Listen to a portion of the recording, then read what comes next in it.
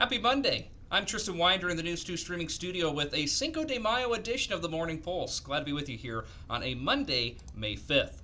We begin today with a traffic alert here in North Platte as West 9th Street between Sherman Avenue and the west side of Carr Avenue are closed starting today. Definitely plan for an alternative route if you're using this area. And there's no announcement on when work's going to be completed in this area, but an alternative route is suggested until the completion of this construction in the area of West 9th Street between Sherman Avenue and the west side of Carr Avenue. Again, definitely encourage an alternative route for folks in that area. Mayor's International Trade Month and the Nebraska Farm Bureau's annual Ag Trade Report shows a decline in revenue. In 2023, there was a national ag trade deficit of about $2 billion. That increased to $30 billion in 2024, and they fear that the number may be even higher come 2025. Rolling Prairie economists based out of Lincoln say that ag exports are down 21% from 2022. Experts say that some of the trade decrease stems from when China was coming out of COVID.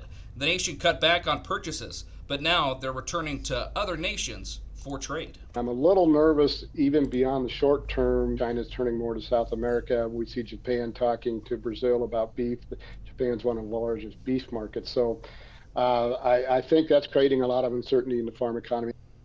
Across the country, total ag value is down 9% from January and February of this year, and that's before the trade tariffs go into effect. The Farm Bureau says that one way to mitigate the trade factors is to open the ethanol market with sustainable jet fuel and year-round E15.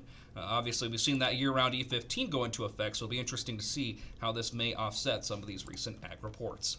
Nebraska Governor Jim Pillen expected to sign LB 317 into law this week. The bill will merge the Department of Natural Resources with the Department of Environment and Energy to form the Department of Water, Energy, and Environment.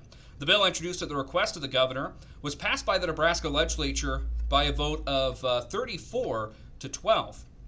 As there were 34 senators voting yes, 12 voting no. In a statement about the bill's passage, Governor Pillen saying that, quote, as farming and ranching state is growing, this is the right time for Nebraska to create a modern model of stewardship and double down on our work to protect and enhance our water resources, end quote. In national news today, Microsoft says that it'll be shutting down Skype after more than 21 years of being in existence. The tech giant is hoping to steer users to its Teams applications as a replacement. Skype was founded in the early 2000s and picked up by Microsoft back in 2011. In a blog in February, Microsoft stated that retiring Skype would help it better adapt to the changing consumer needs. As part of the transition, it had already stopped selling Skype credit and calling for feature plans for new users as well. Existing subscribers on Skype will be able to continue using their services until the end of their billing cycle, and then the remaining Skype credit will be remaining accessible as well. So again, Skype, the end of an era, as it's officially closing up shop today. Happening today, collections of defaulted federal student loans resuming after 5 years of pause related to the pandemic. The government says that now is the time to collecting on these defaults and can lead to garnishment of state or federal benefits or wages starting this summer if folks do not make the payments. The Department of Education says that 5 million borrowers have defaulted on student loans. If a person's worried about defaulting, experts say that they should look into an income-based repayment plan, payment pauses, or even even consider consolidating or refinancing the loans as well. Dietary supplement company Health Fixer is recalling a number of its products, including Make Ultra, Male Ultra, Electro Buzz, Ultra Armor, and Male Ultra Pro. They're all being recalled because they contain chemicals used to treat erectile dysfunctions. Health Fixer is pulling the product because they cannot be marketed as dietary supplements and have not been fully tested for safety.